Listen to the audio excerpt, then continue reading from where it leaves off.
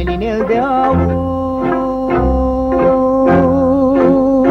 Curgerea timpului lasă urme, semne, cicatrici, care nu se șterg niciodată. Numai ochiul nu le ia întotdeauna în seamă. Eu te-am iubit, copilă. A pipăit cu sufletul multe dintre aceste urme și semne, iar ochiul, trezit parcă dintr-un somn nesfârșit, a început să le vadă. Atunci le-a pus pe hârtie.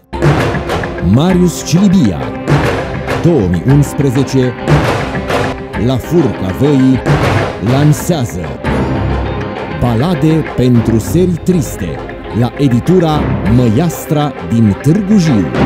Cronici de cafenea, profețiile magului nebun și voievodul lotrilor, la editura Scrisul Românesc.